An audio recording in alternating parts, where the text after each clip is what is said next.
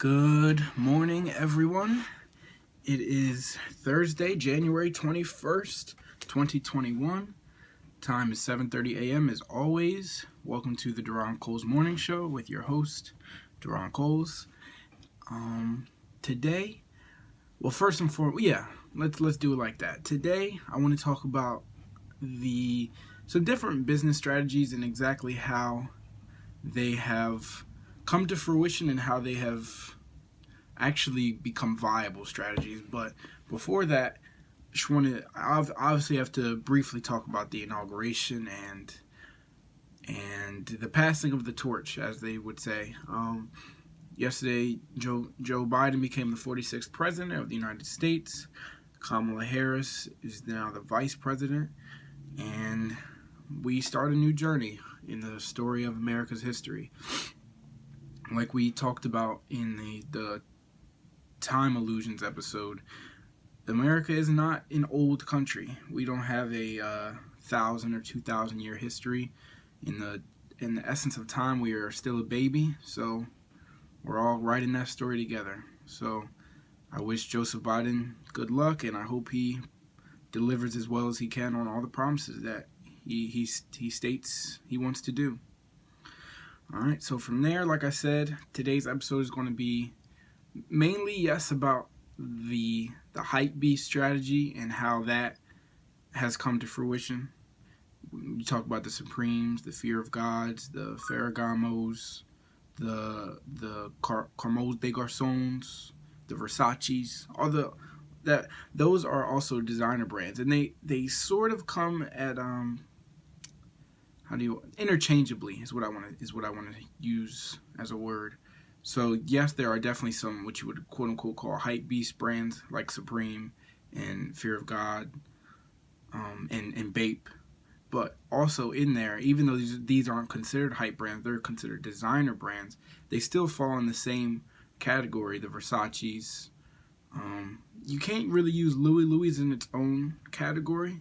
It does count as a designer brand, but it doesn't fall into the business strategy of what I'm about to talk about. Because Louis Vuitton is on a whole another level, which is what we'll briefly talk about that later. But the Louis Vuittons, the Nikes, they're on a whole different level. They're not on the same level as the companies that I'm talking about. So let's just jump right into it. So this is actually a tiny little continuation of when I talked about why the rich get richer and the poor stay poor. It's not going to touch on the same topics, but if you remember in there, I talked about commodity fetishism, which just means basically what I'm talking about now. Why people see commodities like clothing and they get hype, as we're going to talk about hype beast. They get hype over a specific brand, or they stay loyal to a specific brand. I used the example before of why people, they won't buy off-brand water or off-brand cereal or off-brand shoes or anything like that. You hear people quite often say, oh, you have that fake so-and-so on. And that's commodity fetishism. There really is no fake clothing. I mean, if it's on somebody's body, it can't be fake. You're looking at it, it's real. But what they mean by that is you don't have the authentic version of said shoes, said belt, said whatever. So why is that? Why is that? How did that come about? So I don't have a history lesson for you guys, but I can talk to you about the psychology of why it has happened. Like I have said previously, humans are made to not only want to feel good about themselves, but two other things. They want to be part of a group as well as feel exclusive. So where does the group come along? In a group, meaning friends, co-workers, family, in a group, you want to feel connected with everyone. You want to have those relationships. However, in that group, you don't want to be like everyone else. That's just a human trait. So that's why people wear different colored clothing or different brands or things like that.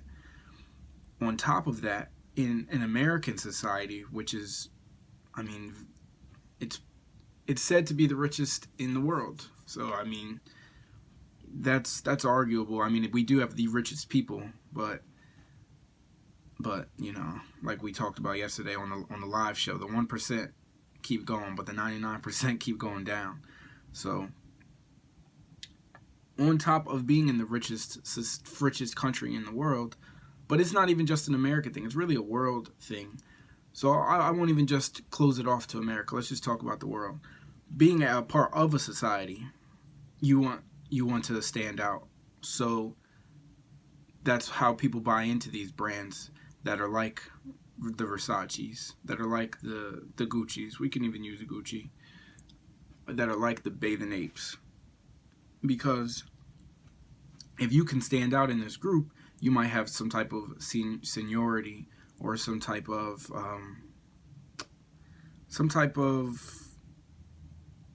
overall I don't know the word I'm looking for. You'll be above these people, not in a way where you're looking down on them, but where, like I said, you in the group seem as if you have some overall seniority, popularity, those types of traits. So if you combine those two, and you know the psychology of humans, you can easily toy on that or pull on that and create a viable business strategy. So let's bring in something like Supreme. I just talked about exclusivity. If you can create clothing or create a commodity that is very hard to achieve or very hard to obtain, then you can charge whatever you want for it. As we've seen, Supreme has sold bricks, quite literally, with Supreme bricks. And they only make, let's say they only make 100. People paid hundreds of dollars for a brick that you can go to a store and pay cents for because it said Supreme on it. Because the exclusivity. Oh, they're only selling 100 and you can't obtain this like how I can. Same thing with their shirts. They can sell $1,000 shirts or however, I don't know their prices because I don't shop there, but $1,000 shirts, hundreds of dollars of book bags, where if you were to go to something like Walmart, you can get a bag for $30, but that's not exclusive, that's obtainable. However, like I said, this is going to be talking about the business strategies. A lot of people believe that these businesses are the ones that are worth the most, but it's actually the complete opposite. The businesses that are charging the quote unquote cheaper stuff are the ones that have the most money. And I wrote some numbers down for people. So you would think that something like Fear of God, because they have $1,000 shirts or $1,000 shoes, they'd be worth as much as maybe like a Nike or something, right? Their prices are more expensive than Nike. But Fear of God is worth not even $100 million. It's estimated to be worth around anywhere between $35 to $70 million. And that's a big gap, but it's not a public company. So it's not as easy as just looking at their stock price and doing some math. So people do an estimation, and it's estimated anywhere between $35 to $70 million. Same thing with Supreme. Supreme, you would look at them and say, oh, they must be worth as much as Nike. And just for comparison, Nike is worth $181 billion. Supreme, on the other hand, just got bought by Timberland, the boots company. They just got bought by Timberland in 2020 for $2 billion, which is not a little amount. I'm not going to say that these companies suck, because they don't by any means. But like I said, we think because of their prices that they must be worth more, and that's just not the case at all. So let's talk about the business strategy behind that. Why do they differ so much? And there's actually two different reasons to have those two different strategies. Something like a Nike is a global, and I mean that, it's not just America, it's global. Nike is a global conglomerate that can sell not only shoes, but they sell shoes, they sell clothing, they sell accessories, they have their own watches, they sell still accessories like book bags and headbands for not only just sports but everyday clothing, not just for the gym but just walking down the street as well. So for a strategy like Nike, their manufacturing is going to look a lot different than something like a Supreme, and that's done on purpose. So just to give an example, if you wanted a blue shirt with a Nike white check on it, and you wear a size small, and they say that they're sold out on the website, what they'll do from there is they may produce 50,000 of those shirts or some large quantity, and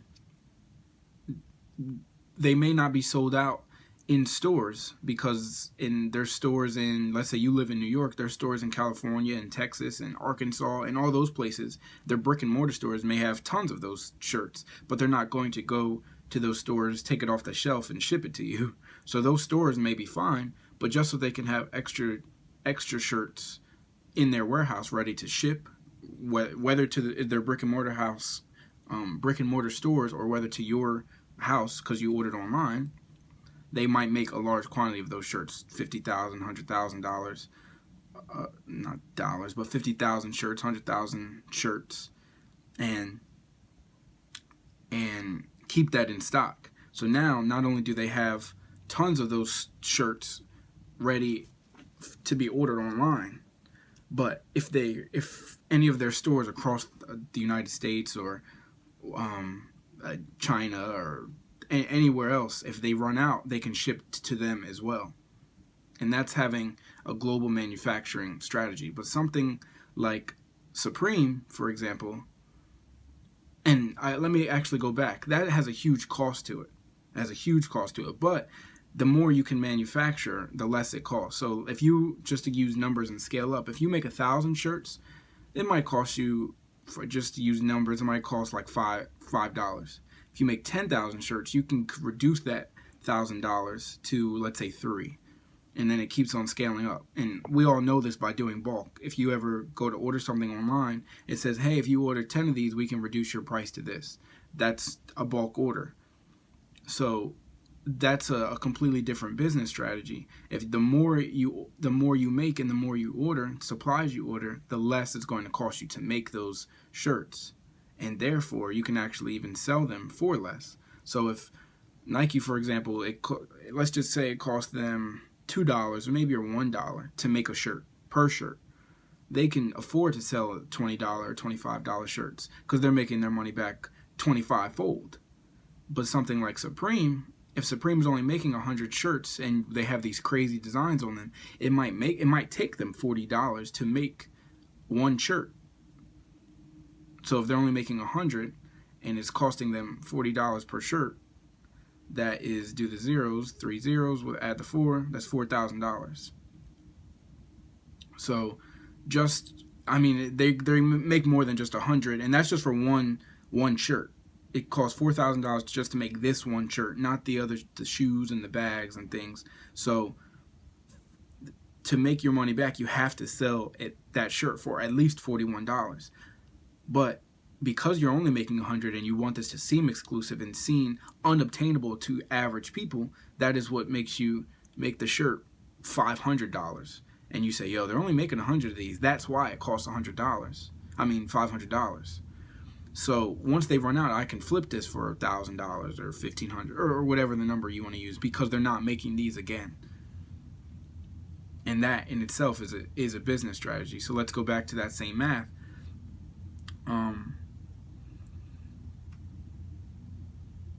Supreme can't manufacture nearly as much as Nike and still have that same business strategy. If they sell those shirts for $500 and they make 100 of them, then they make $50,000. $50,000 off of the $4,000 they spent, they make a come up $51,000, and then you keep going with that. Nike, however, and you get to pocket that cash and do whatever you want with it. Nike, however, doesn't keep a lot of cash. Nike stays in debt because they have to continuously manufacture clothing and clothing and clothing. And they have a lot of assets because they have a raw material.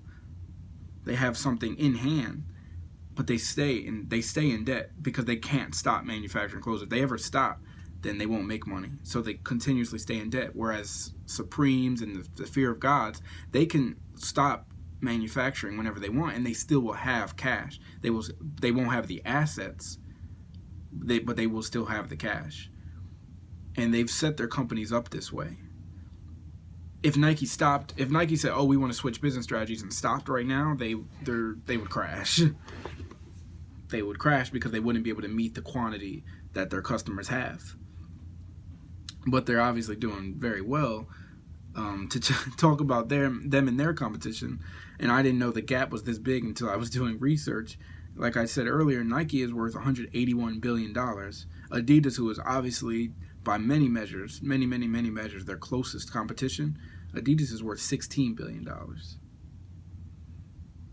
Let me read that again. Nike is worth $181 billion, and Adidas is worth $16 billion. But they have been steadily increasing. In 2016, they were worth $7 billion. So in just 4-5 years, they've doubled their worth. So that's very impressive. But they're still not worth. Nike's worth 10 to 12 times as much as them, and that's their closest competition. So that business strategy in itself, and we can talk about which one really works. If you want to define which one works the best, I would say as an entrepreneur and as a company, your goal is to have your goal is to have your company valued more than your competition's, or valued more than someone else's. So, like I said, a lot of these Supremes and a lot of these Fear of Gods, these hypebeast companies, you would think that they are the most profitable or the most highly valued chains out there or businesses out there, but they're actually owned. Most of them are owned by higher companies, like Jimmy Choo's. People always go, "Hey, I'm rocking Jimmy Choo's." We hear artists talk about it, and we see people fight in lines just to get a pair of Jimmy Choo's. What a lot of people don't know is they're owned by Michael Kors. Same thing with Versace. Versace is worth $2 billion, which isn't bad. Michael Kors is worth $40 billion, and they actually own Versace. They own Versace. They own Jimmy Choo's. And like I was talking about earlier, we can't even put Louis Vuitton and Nike in these same categories, because Louis Vuitton probably owns your favorite store. Louis Vuitton actually just combined with the Hennessy company to become Louis Vuitton Hennessy, and they're now one conglomerate. So Louis Vuitton owns Hennessy, Louis Vuitton owns Fenty, the Rihanna brand. A lot of people don't know that. And I didn't know that. I found out, this wasn't the first time I did research for it, but I found that out the other day. Louis Vuitton also owns Sephora, your favorite makeup company. People look at Fendi as that's a hypebeast brand too. Louis Vuitton owns Fendi. They also own Dior. Christian Dior. They also are owned by Louis Vuitton. Givenchy, owned by Louis Vuitton. Tiffany & Co., you get your jewelry from there, owned by Louis Vuitton. So, like I said, they themselves aren't even on the same hemisphere as the rest of these companies. I said, Michael Kors owns Jimmy Choo's and they own Versace. Yeah, they do, and I guess that's their closest rival. But some of the companies that have net worths, like they're what they are worth, or you can even call it market cap. Some of these companies are worth $2 billion. Louis Vuitton made $8 billion in net income last year. So what they make in a year is what these companies have built their entire enterprise on since like the 80s and the 90s, maybe even before that.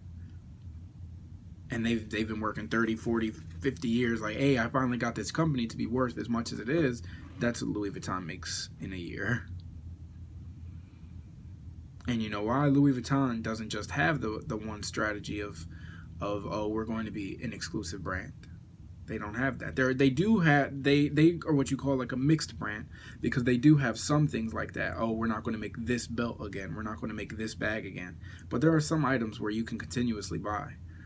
There are some Louis Vuitton wallets that don't go out of stock or out of commission. Like, we're not making this wallet again. You can buy that wallet and you might see it in a couple of years, like, oh, I had that wallet, or I have that wallet.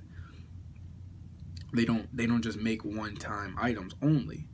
So they're a mixed brand. So they're not as worth as much as a Nike, who produces mass quantity, hundreds of thousands, if not millions of shirts daily and monthly, but they are still worth more than something like a Supreme, which only makes exclusive clothing or exclusive brands.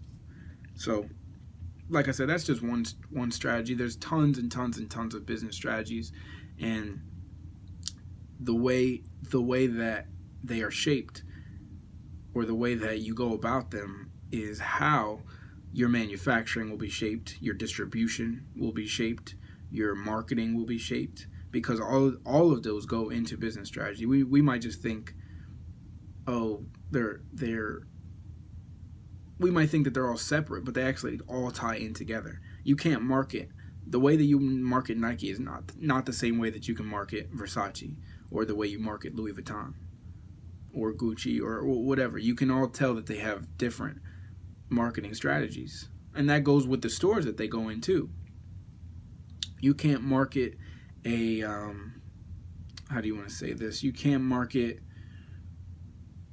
let's use a Macy's. Macy's obviously has tons and tons of different, not just clothing, but they have shoes. If you go downstairs, they have appliances. They have suits, and they have baby clothing. They have everything, right? Because they're like a kind of like an all-in-one store. You can't market a Macy's the same way that you would market a PacSun. You know, PacSun doesn't have like just their, because PacSun does also make some of their own clothing as well that they sell in their store, but they also grab other brands' clothing and sell it in their store, just like Macy's, but not the same. Macy's doesn't sell their own thing. They obviously sell Tommy Hilfiger, and they sell Polo Ralph Lauren, and they grab other brands, but they sell more than just clothing. You can't market that store the same way you would market a PacSun, even though they have some of the same business strategies. Just because they're similar doesn't mean you can market them the same. Same thing with a Nike versus Adidas. If you could market them the same, Adidas will be worth as much. But Nike has more, I don't want to say off brands, because that's not what they're called, but kind of like subsidiaries, is if you want to market it that, or say it that way. Because Nike has Jordans, which is an exclusive brand by itself. However, it has the Nike check on it. They have LeBron's, which is, LeBron has his own brand. He has his own clothing, his own logo, everything, except it still has the Nike check on it. And Adidas is trying to work to get to that, but they don't have as many collaborators yet. So there's, like I said, there's a lot of different viable business strategies that companies can use, and it all ends up tying in together at the end of they call it a pipeline. It all ends up tying together at the end of the pipeline. So there's like it's what they call horizontal and vertical integration. And the way that you integrate your company, it all depends on your business strategy. You can be vertically integrated, meaning you make everything, like a Tesla. Tesla is a very, very vertically integrated company. They produce their own tires. They produce their own body for their car. They make their own engines. They make their own motors. And then what they do after that is they then go and sell their car as well. And now they're working on even being the ones that fix their cars. That's a very vertically integrated company. A horizontally integrated company is one that kind of gets passed down the line. And I don't know that Ford does this, but I'm just going to use Ford. Let's say Ford gets the body from Germany, just a different place, and they get their motor from Volkswagen, and then they get the tires from Goodyear, and then they get the seats, the leather seats, from a leather company. I do not know any leather companies. I don't know why I thought I was about to pull one out. I do not know any companies that exclusively make leather. But you know where I'm getting at. All these companies I named are not owned or operated by Ford, but all of their components put together make Ford. That's a horizontally integrated company where you grab other companies' parts and pieces and you put them together. And there's also different business strategies to that, because you have to quantify and figure out, does it make sense for me to, I don't want to word this, does it make sense for me to vertically integrate and make everything myself, or is it cheaper for me to go to someone? And more than that, there's actually a learning curve. Tesla, if they're used to making, let's just say they're used to making electric motors or electric engines. If they say, okay, we're going to go out and make tires exclusively only for our Teslas, they then have to realize, okay, Goodyear has been making tires their entire life. Or fruition. However long Goodyear's been a company, they've only made tires. This is what they do. They know how to make them faster. They know how to make them better. And they know how to make them cheaper because they've been doing them so long. If we go and do it, it's going to be more expensive. And we're not going to be as good at first because there's a learning curve. However, if we get it right, it may end up being more cost efficient for us. So at first, you have to spend a lot of money to be vertically integrated, especially if you're going to be as vertically integrated as Tesla. I keep using them in all my examples because they are quite literally a one of a kind company. If you've been watching since the first episode, this is episode 8. Probably out of 6 of them, I've at least mentioned Elon Musk or Tesla, because they are just a very, very, very unique company. You can use something like Apple if you want. Apple is, I think right now, probably the biggest company. Apple, Google, and Amazon and Microsoft, those big four, they fight for the top spot every single day. Like, it literally changes by the blink of an eye every single day. So, I mean, whether they are or not the top right now is irrelevant, but they're obviously one of the top. So it's a good example to use. Apple's a very horizontally integrated company, but they're actually trying their best right now to switch to vertical integration. And why they can do that is because they have so much money. A company that's just starting, unless it's a very small company, it's going to be very hard to be vertically integrated. But I'll do Apple, and then I'll talk about the small company. So Apple, not all of us, but most of us have iPhones, right? So an iPhone, the chip in there used to be made by Snapdragon, a company that makes phone like engines or phone chips. They're called processor chips. That's the word. I'm sorry. So they used to make processing chips for phones in Samsungs and in Blackberries and in any phone. Snapdragon was the company you wanted to go to. But now Apple is actually making their own chips, the M1 chips, or the M1 chips are in their computers. They make the A13 Bionic chips, which A stands for Apple. They make their own chips now, so that's vertically integrated. You don't have to go to another company and get those parts. What that also does is it saves what they call holdup, and this is a real business term if you want to look it up. But it's also common sense as well. Holdup is when you are relying on another company. So if Apple is done every part of their phone, but they need the processors, and now Snapdragon realizes that, Snapdragon could go, we were going to let you purchase 10 million of these for 10 cents each, or whatever their price is, $1 each. But now that you're waiting on us, we're actually going to charge you more because you need us at this point more than we need you. That's called holdup. They now hold all the chips or all the cards in their hands, and they have the power.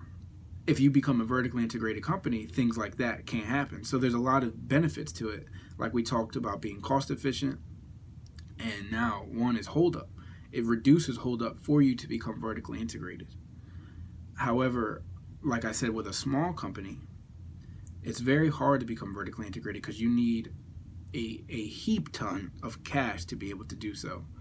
Apple, they have 200 plus billions of dollars in cash. Not only is their company worth $1 trillion, but they, like, just in cash, and I mean this literally, in cash, Apple has $200 billion plus. They save that because they buy a lot of companies. So each year, they don't, like a lot of companies, what they'll do is they go and buy buildings, or they go and buy a lot of stuff with their cash, or they might buy, like I said, they buy companies. So each year, instead of trying to buy them and promise them, oh, you can have Apple shares or something, we'll buy your company with shares of our company, so once we do better, you make money. They just buy them with cash and say, you're good, go along your way. But to get to the point, being a vertically integrated company, let's just say tomorrow you wanted to make a clothing company, right? You have to be some form of horizontally integrated unless you're very, very, very, very talented. If you want to make a clothing company and you're like, I'm going to sell sweatshirts, as soon as you go on Alibaba and you order 100 shirts, you're now horizontally integrated, and you can be held up by a company if they say, we're not going to deliver your shirts on time, or we're going to raise up the price on you.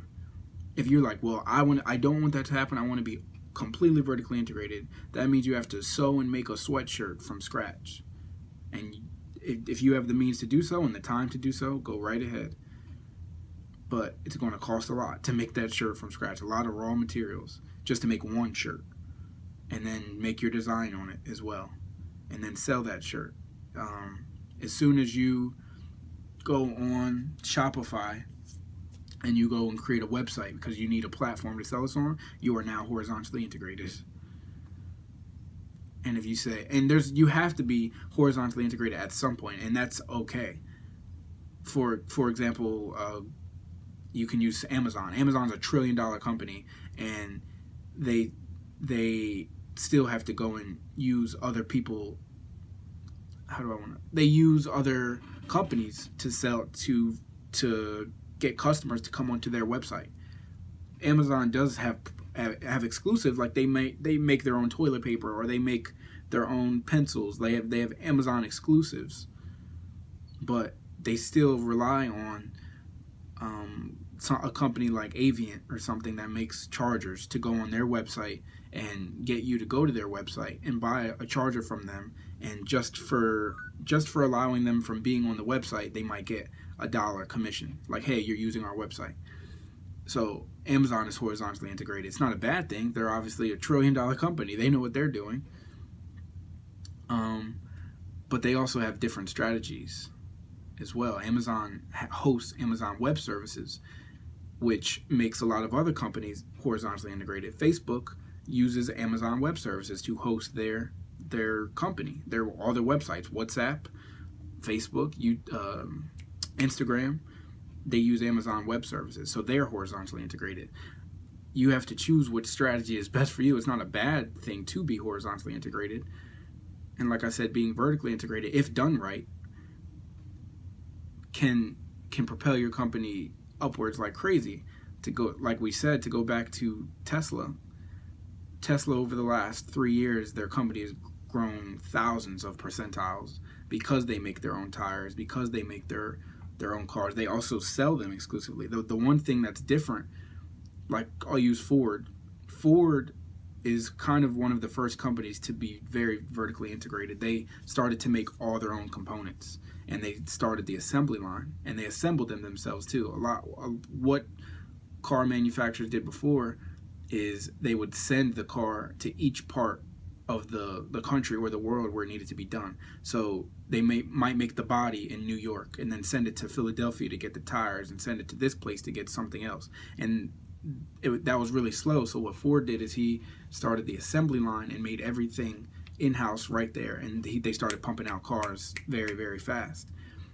However, they were horizontally integrated because they had to use other places to sell their cars. What you do is you sell your car to a dealership, and then they go and sell it.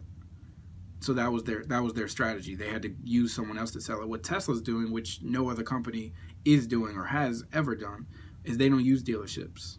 They sell their cars exclusively online to not only save money, but to stay vertically integrated. They control everything about their car now. They didn't like that. How do I want to word this? It kind of touches on what we said earlier. That's how I want to word it. When we talked about the hypebeast companies with Supreme only making 100. Imagine now you can't roll around and even see a Tesla store, or they have removed a lot of their brick and mortar stores as well from malls. Now you can roll by and see a Chrysler or a BMW store, just like, oh, okay, that seems normal to you. But now you can't even roll around and see a Tesla. You can only order it online. So the first time you order your Tesla online is the first time you've ever even seen it. And they give you like a week period to test drive it, and if you don't like it, you can send it back and get all your money back. But that brings a lot of exclusivity into it, which by itself is its own business strategy. It not only saves them money because they don't have to, because like I said, there was two different strategies. You can have your own store where you go, okay, I'm going to sell it out of my own store, which means you have to pay rent for that store, which means you have to pay employees to run that store, which means you have to, you know what I mean? There's a lot of costs that come to that. Or you go, okay, what I'll do is I'll sell it to car dealerships at a lower price. If a Honda Civic is selling for $22,000 at a dealership, the dealership probably bought it from Honda for $18,000 maybe. So you have to sell your car at a lower price. Now that Tesla has all the rights, and they don't own a brick and mortar store, and they don't have to sell it to dealerships. If they want to sell it for $44,000, then they sell it for $44,000. They don't say, the dealer doesn't sell it for $44,000, but Tesla sold it to them for $38,000, and now you lost $6,000. They recoup that. And people might go, $6,000 is just to become vertically integrated isn't a lot, but if you multiply that by 1 million cars, I'm not doing that math, but it's a lot of money. It's a lot of money. It's like $6 billion or something, or 600 million, something. So I say all of that to say there are a lot of mixed strategies in business, and just doing the hypebeast strategy, it does work. It does work if getting quote unquote quick cash, and it's not quick, but if having cash and not a lot of assets is what the company wants to do. If you are going for something like a long term, like a Nike, you won't have a lot of cash, but you will have a ton of assets. But at the same time, you can't ever really stop manufacturing clothing, because as soon as you do, you won't be able to meet up with the demand that your company has supplied for the entirety of your business. And you can do the same thing with any business. The only other business strategy that I haven't talked about, because it's a little different and it's very weird, is like the online businesses, the things that we use for free without even thinking about it, like Clubhouse that I'm on, that I do my live shows on. Clubhouse is free, Facebook is free, Instagram is free, YouTube is free. And obviously, as we know, I mean, not for Clubhouse yet, but as we know, their business strategy is ads. If you have ever tried to watch 2 YouTube videos in a row, you know that their business strategy is ads. Facebook, ads. If you talk about it out loud, you're going to see it on Facebook. Google is ads.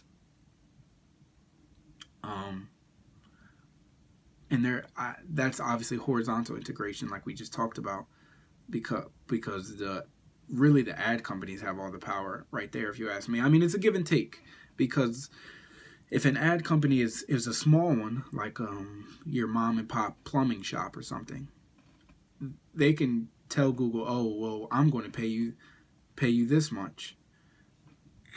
But Google really doesn't need them as much as they need Google. But on the other end, something like Pepsi or Coca-Cola, then that's where the bargaining match really happens, because Coca-Cola, do they really need Google as much as Google needs them? They need, I mean, big companies is the reason. I would have to do a little bit more research on this, but if you ask me, I would say big companies is the reason Google and Facebook and those companies are able to run. But there might be an argument to that side, because there's probably more small businesses that use those types of advertisements than the bigger companies. For example, if there's 30, I mean, there's obviously way more than that, but if there's 30 to 50 large companies, and I mean the Chipotle's, the Sephora's, the Starbucks that do big ads on these platforms, imagine if there's 2,000 small companies. Even if they're paying less, they might end up paying more than what the large companies end up paying. So I would have to do a little more research on that. But if I had to put my betting money on it, I would say that the large companies probably end up paying a little bit more than the smaller ones. And then, as I've talked about before in my episode, I believe 1 or 2, when we talked about why social media has become the monster that it has, I can't think of any other business strategies for these companies. And I've tried. I really have tried. But if they're the only other business, and when I say I can't think of any other ones, I mean to keep them as big as they are now. Because the most obvious other business strategy is to make people pay for these platforms, but they would lose their not fan base, their customers, I guess is what you could even call them. They would lose their customers exponentially. If tomorrow you had to pay 99 cents for Facebook, just based off the fact that you had to pay for it, people would leave. Even though it's 99 cents. You go into a store and buy 99 cent Arizona just because you saw it, but because Facebook is 99 cents, people would immediately leave it, and they're like, I'm not paying for that. Same thing with YouTube or any other platform. Unless they all banded together and all made them like cost money. But then probably the next day someone would come out and just go back to the old business strategy and say, oh, well, mine's free, but you got to look at ads. So I think everyone would just navigate over to that one. So that being said, not having ads, not having the ads that they do, or not ads themselves aren't the problem. And I think I say that term too loosely. It's the targeted ads that are the problem. Targeted ads being you said out loud, yo, I want some ice skating shoes, ice skating blades, and then you were scrolling on Facebook and you see ice skating blades, and you're like, wait a minute. I said that in the comfort of my own house. How do you guys even know that? That's the problem. Or when you go and search up real quick, white shirts with red letters, and then all you see now on YouTube and Google and Facebook and Instagram is white shirts with red letters. That becomes the issue, because people are like, yo, you guys are watching me and using my data, and I don't get paid for it. Speaking of that, I've heard a lot of what do I want to say? I've heard a lot of high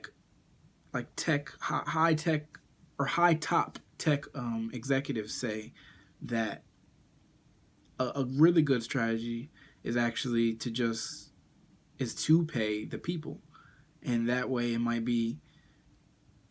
might calm down a lot of the hate that people have towards social media.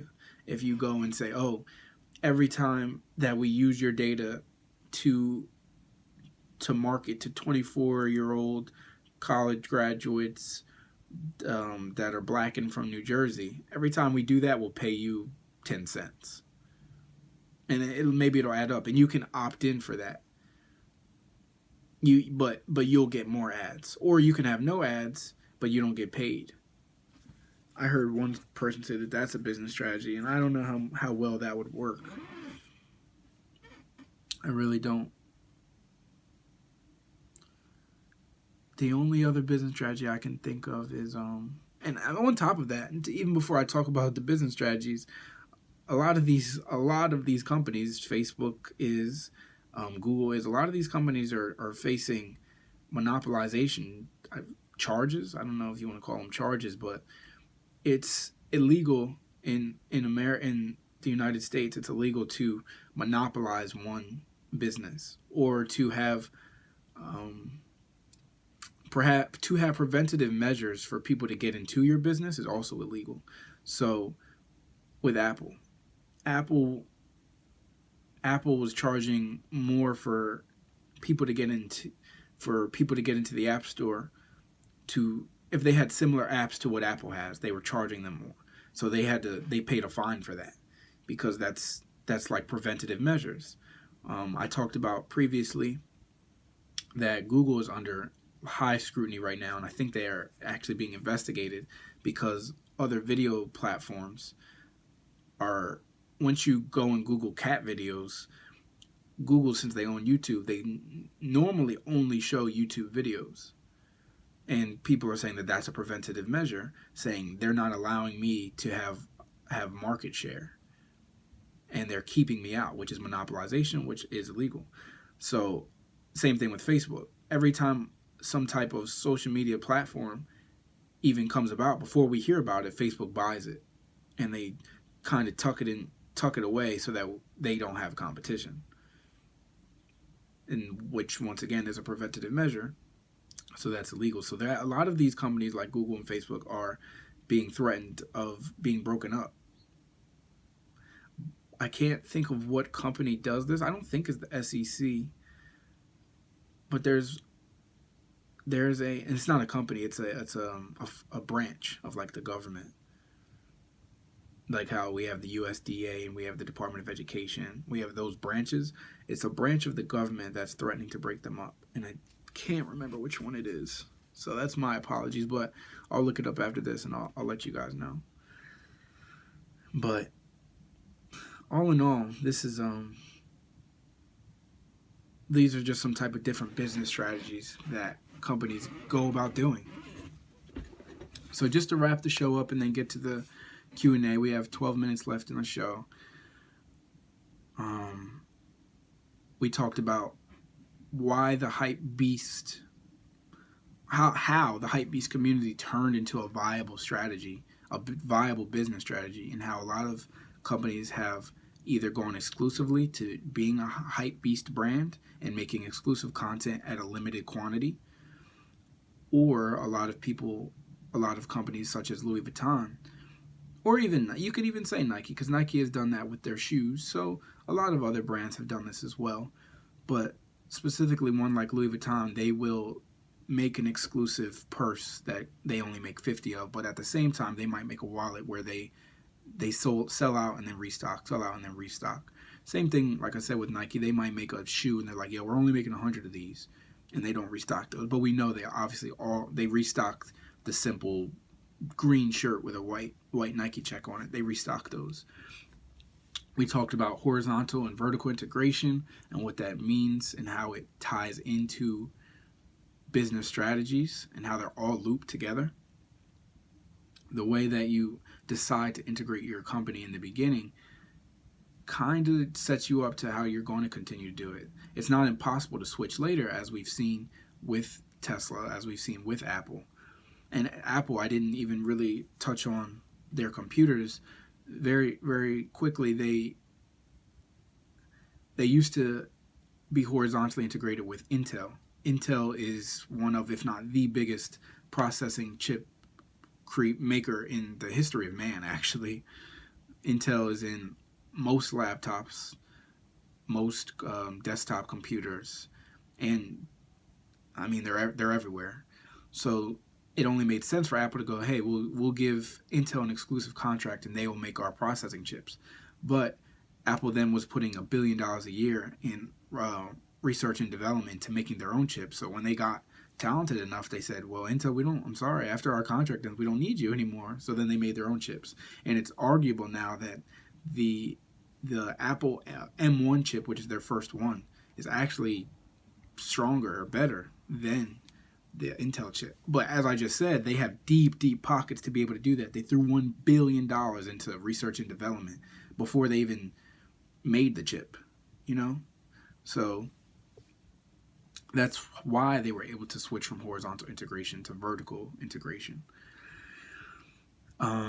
So after going from there, we just talked about, I wrapped it up and talked about, like I said, different business strategies and how the social media and internet company goes about doing their strategies, whether that be YouTube or Facebook or Instagram. They do a lot of ads because that's how they make money. It's the only way they can make money. They give us everyone thinks that we're their customers, but we're not actually their customers at all because we don't pay them anything. Their customers are their advertisers because they get paid by them, so that's their customer. They have to appease them before they appease us. Which, I mean, it's kind of a dual sword because they have to appease us to get our attention, which then helps the advertisers, which also helps the brand. So it's like a triangle. So all in all, that was episode 8 today, and I'm going to open the floor for any questions. And if there are none, like I always say, we wrap it up and we have a beautiful Thursday. It's Friday Eve, as I always say, and we're almost at the weekend. All right. What's up? The question is, what do you think is like the best business model? Do you think using ads is a good business model? Like, do you think that businesses actually make a lot of money off of ads? Yeah, absolutely. Businesses make, if you're able to put ads on your website, I mean, think about it like this. Everybody's favorite YouTubers, as soon as they get big, what's the first thing they do? The advertisement companies hit them up and say, hey, put my ads on your videos. Or they say, hey, I'm going to send you some merchandise. You use it and advertise it for me. I mean, ads is the biggest strategy right now. Because, like I talked about, we live in a world where people are fighting for our attention. So if you have 200,000 YouTube subscribers, you're obviously getting a lot of eyes and a lot of people's attention. So it benefits me as an advertisement company or as a company in general, like Fendi or Fenty. If Rihanna and Fenty say, yo, this girl she has a big following. She doesn't have a lot of Instagram subscribers, but she's huge on YouTube. It makes sense for them to bring her in and take pictures and have her, and not only put it on their Instagram, but say, hey, you have to put this on your Instagram as well. And it gets people to say, oh, if my favorite so-and-so is wearing this, I'll buy it too. So yeah, advertisements, whether it be for the big companies like like Walmart putting an ad on Facebook, that works for them. But it's also the same thing as Fenty doing this strategy that I just said. So ads in general is the best model right now. Advertisement companies are massive. It was a good question. All right, what else we got? Anybody got any other questions?